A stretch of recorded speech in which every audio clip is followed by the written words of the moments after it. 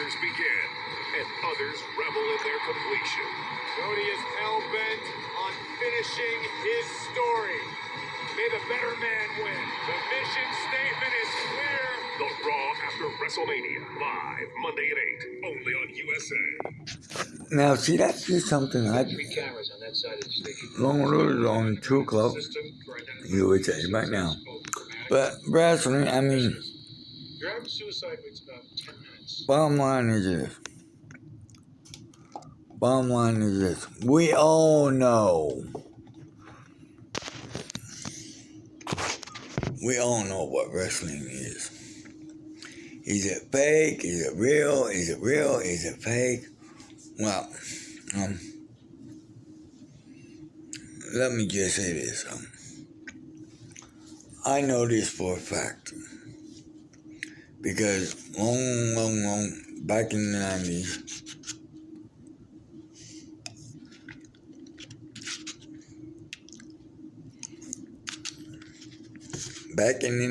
and whatnot. I'm not talking about the mid-90s, late 90s one. I'm talking about the 90s. When underground fighting, nowadays,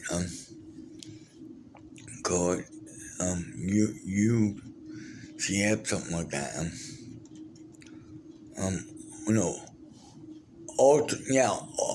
UCF, Ultimate Cage Fighting, or Unlimited Cage Fighting. It's the company that bought us out, I believe. Back in the 90s, when I was underground fighting champion, I won 49 matches consecutively. And yeah, but back then I was buff. I was buff. There wasn't a man alive that wanted to be in the ring with me. No, sorry. A year before that, I just came home. I just got home from Desert Storm. I was honorably medically discharged because I was blown up. But I was all fixed up and everything. But I still had the healing process, which took another year. And my live-in nurse took care of me. And see, back then I didn't have the pain pills that I needed exist nowadays, but back then they didn't exist. So me and my in-home nurse, after an incident, we realized that a good way to target my pain was physically. What I mean by physically is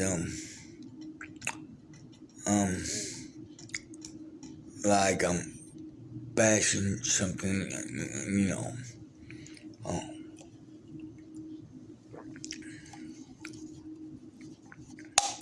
Campbell tomato juice, not just for kids anymore. Anyways, so the guest room was turned into a workout room with weights, dumbbells, hand dumbbells, free weights, and stuff like that. Which is better to work out with, guaranteed.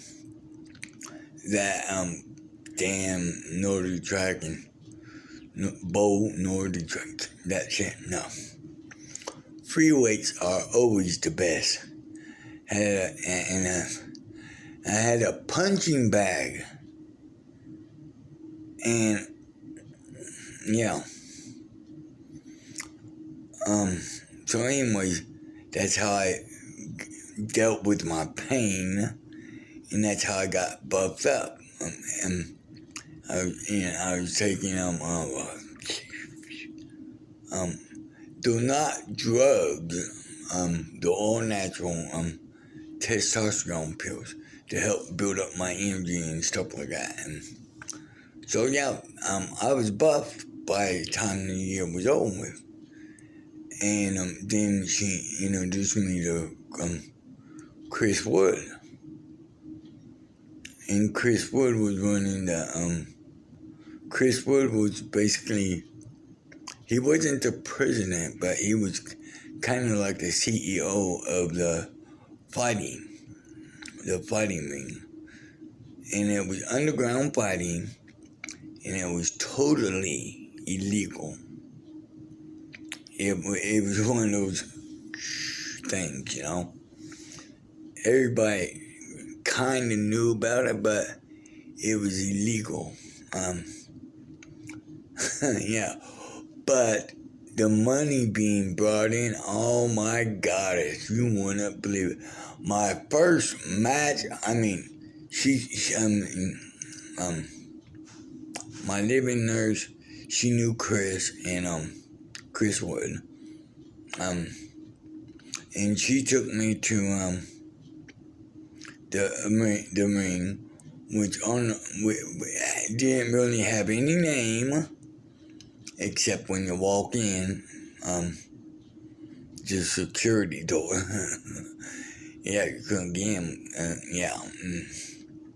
because it was basically on the outside. It kind of looked like an abandoned building, except for the red, blue, and green stripes along the building, kind of like a fighting ring. Anyway, she took me in and introduced me and everything, and then she left, and I'm like, okay. Then Chris took me to the back lot and showed me all these cool cars, and he said he handed me keys. I go, what's this? And he said, this is basically down payment that we are giving you to fight. And he took me and it was a jet black Aqua.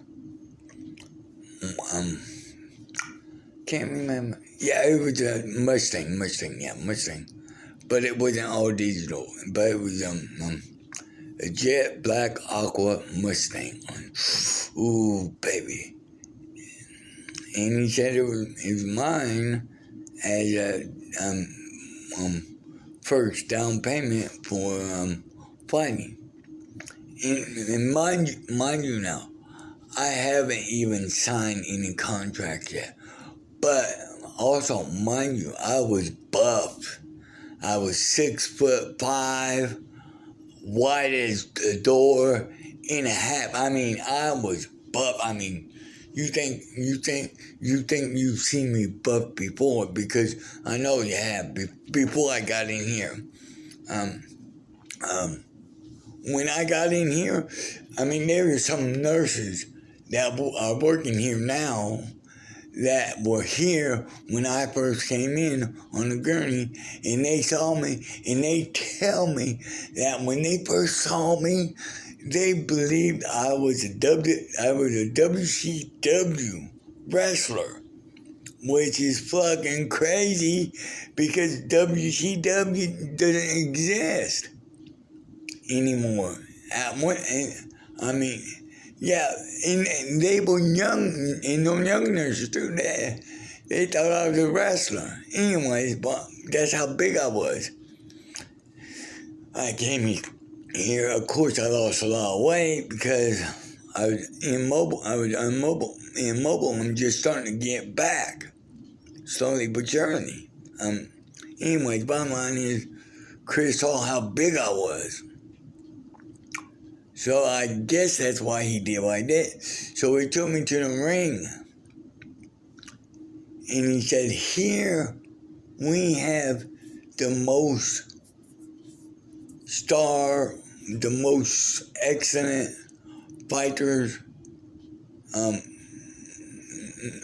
known from around. Just something. Let me think. Known to man. Yeah, that's it. Something like that. Anyways, Mad Dog. He introduced me to Mad Dog Murdoch, and Mad Dog Murdoch, and the other guy was shit,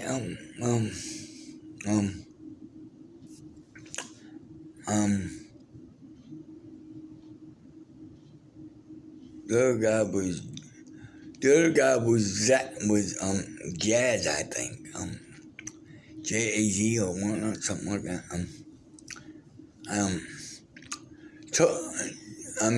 Two big, muscular. Basically almost the size I was. Muscular, African Americans. I have nothing against African Americans. Never had it. So when people say I'm racist, I'm saying to them right now. I'm saying this for the final time.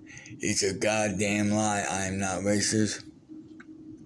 And I'm not one of those motherfuckers that try to cover it up by saying, oh, I have some African American friends. Yes, I do. But I don't have some. I have over a dozen, maybe even more African American friends. I'm from Brazil, goddammit. I'm Brazilian. Anyways, bottom line is, so Zach, goddamn, I know his name. It's on the tip of my tongue. It's not Zach. Mad Dog Murdoch and goddamn it, Murdoch. Jax, that's it, Jax. His name was Jax. That's it. Not Zach, Jax. I knew I had. Anyways, he told Jax to get out of the ring because he wanted Murdoch. He wanted Mad Dog to teach me how they trained. And so I got in the ring, and I was just sitting there like, I don't know what the hell to expect.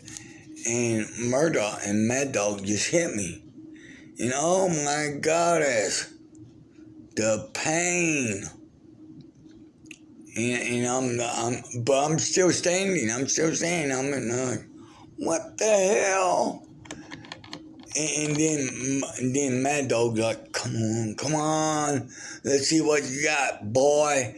You don't belong here. Go back home, cry to your mama. I'm like, go home, you're not here. And then I thought to myself, I know what he's doing. He's trying to psych me up and whatnot to see what I got. Well, I'm not going to fall for it. No. I'm not going to fall for it. Because I know what Chris wants. Chris wants probably, well, I didn't know exactly what Chris wanted. I was thinking maybe Chris wanted to see how much I could take. So I just stood there. And Mad Dog was like, bam, bam, bam. 3 more times. Two to the chest, 1 to the face. And I'm thinking, ooh, it fucking hurt so bad. So yeah, because I was still kind of healing, and so so when he spiraled up like that, I just went up on him, and within 5 seconds, I was on top of him, and he was down on the mat, and it took a while, but he got back up, and we started fighting, and eventually, within 15 minutes, I got him down on the mat, and I wasn't pinned. I didn't have him pinned or nothing, but I got him down on the mat. I was on top of the motherfucker, and I was beating his face in like mashed potatoes. And it took like 45 minutes. I'm bashing his face in to the mat, and and I can feel all these people pulling and pulling and pulling, trying to pull me off, and I can't remember who, like the Incredible Hulk. I just and threw him all off, cause yeah, believe it or not, I was massive back then. I mean, big.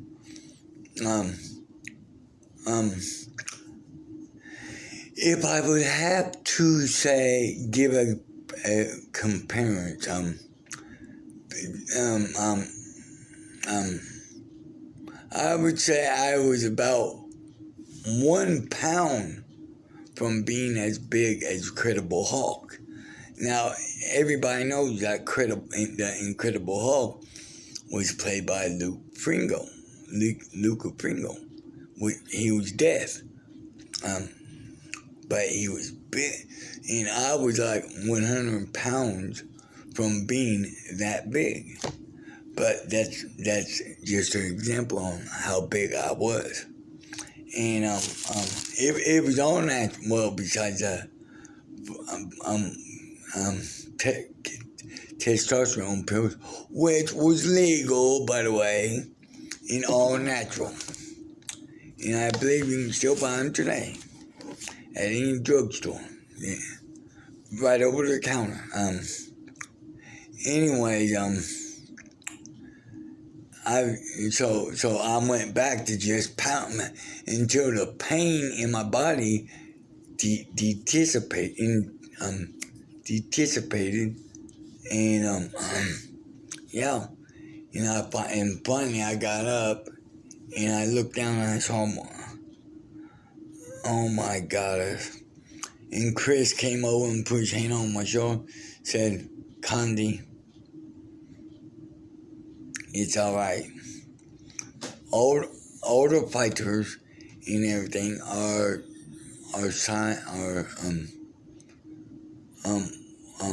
the fighters are made to be here. They have to sign to be here and fight here. They have to sign a non-disclosure contract saying that they clearly understand everything going on, and they waive liability to the company in the arena and all the members thereof of any legal action if they fall under harm or possibly death." You know what I'm saying? Okay, cool. Well, I didn't say it like that. I said, okay, cool. And he said, here's, and he handed me $6,000. And I said, what's this for? And he said, this is for giving me your first fight demonstration. And I'm going, oh, okay. Cause see, I just went up on Mad Dog, Murdoch, whatever. Mad Dog Murdoch, I believe. I believe that's how they pronounce the name. Oh, vice versa. Anyways, I just called him Mad Dog because that was part of his name. So I just called him Mad Dog. Mad Dog Murdoch. Yeah, Mad Dog Murdoch. Anyways, see, I like I said from the get go, I thought Chris just wanted to see how much I could take, and eventually I couldn't take anymore, and I just went off on Murdoch and everything, and yeah, I didn't know that's what Chris really wanted. I didn't know that. I just thought he wanted to see how much I could take and whatnot. So he gave me $6,000 thanking me for my first match and everything. He handed me the contract, and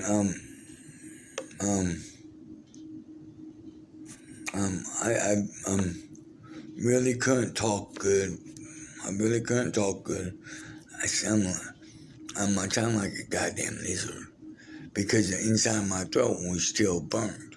So I had this is when speaking text was a new feature. Nowadays, it's common knowledge. Everybody knows what speaking text is. It's somewhere your phone can talk and speak out your Gmails and stuff and other important documents. But back then, speaking text was new, so it was limited to what it could do. It could type out simple sentences. It could speak simple sentences and read your Gmail and what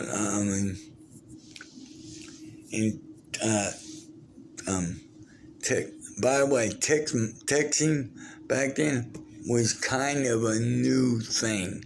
It was an extra feature. It wasn't like, oh, it comes free with your phone. No. It was a new feature, and you had to pay for it if you used it. It went on to the phone bill. Because back then, the new cell phones was new. I mean, cell phones have been out since 1973, okay? But they weren't that reliable and they weren't that good. But anyway, you can look that up yourself. 1973 cell phones, yes, have been cell phones. So yeah, it was never, no matter what they say on TV or on TV, the telly, no matter what they say on the telly, it's not new. It's been, cell phones have been out since 1973, and the first person to use it was, God damn it. Fuck. Anyways, look it up, you'll see. So, yeah, this was back when we still had payphones. Just in case you don't know what a payphone is. A payphone, okay, let's see if I can give you a demonstration. A payphone was like this. I mean, it wasn't like this. I'm just giving you an example. It was a box. It was a box on a wall. It was a box on a wall that you put money into it. Back then, it was like 25 cents to a dime to a nickel. Back then, you could put so many nickels into it, counting up to 25 cents, and ba bing ba boom, there you go. You pick up a phone, dial number. Oh, by the way, this woman push button, which is still kind of, I mean, it's been out since the late 80s, but it's when rotary telephones are the kind you dial.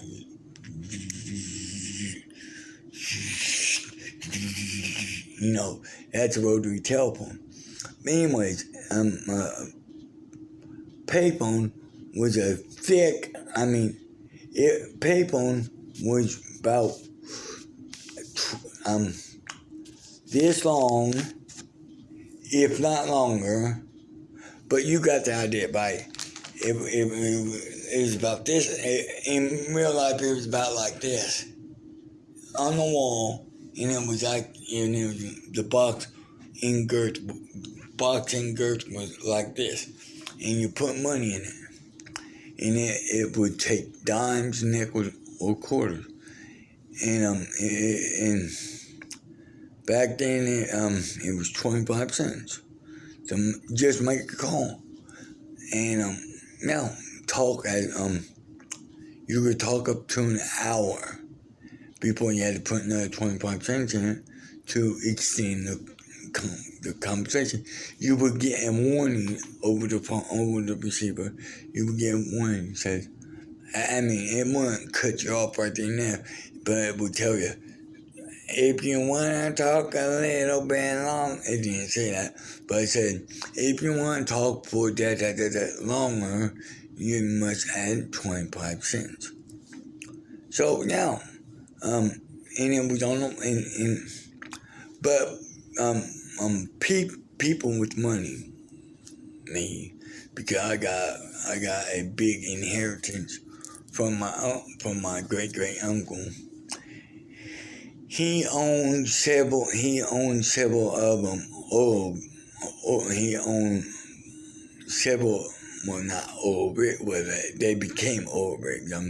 He owned thousands of acres of land, which happened that some of it was sitting on oil, and that's how he made his fortune. And before he died, he left everything to me, and that's why the family hates me. And that's why I'm trying to that's why over the years, I've been trying to show them, hey, I'm not a bad guy. I'll share. But you motherfuckers are greedy sons of bitches. And I'm sorry to say that about my family, but yes, everyone except for my mom. My mom's not greedy. But the rest of them, I love them. Kenneth, my twin brothers, no. They're not greedy at all. But the rest of my family, April, Marty, Kenneth, Annette, Barbara, and Becky, and Jasmine. Not Jasmine.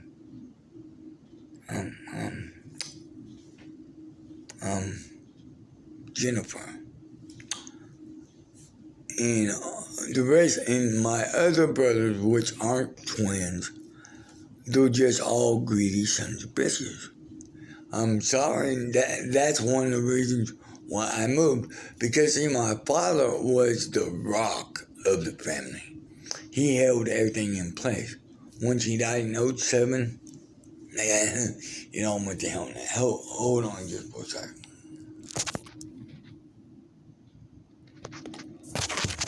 Anyway, once he died in 07, that's when the family started to fall apart. And because it was 1985. I was still kind of a kid, but I was struggling with a form there of gigantism. So I was pretty tall, pretty hairy, and yes, even on my scrotum,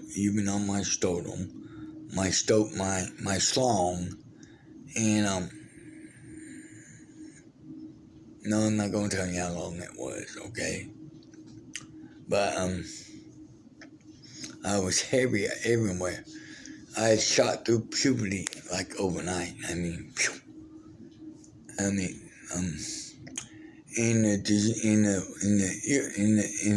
back then they called it a illness, motherfuckers. Because Andre the Giant was one of the first diagnosed with them. I'm back in the 70s. And he was, oh my Lord, he was like 8 foot something. And I was, because see, I was grown massive, and that's why my mama told me to out, and that's how we found out what I had. But I didn't have the full blown gigantism disease, as they called it back then, motherfucker. And so I was, anyway, yeah, so I'm trying to make up for them thinking I was. And the reason they thought that was because that's the way they are, greedy motherfuckers. And I love my family, but that's how they are, you know. Except for my 5 twin brothers, identical twin brothers. Thank you very much. And anyway, yeah,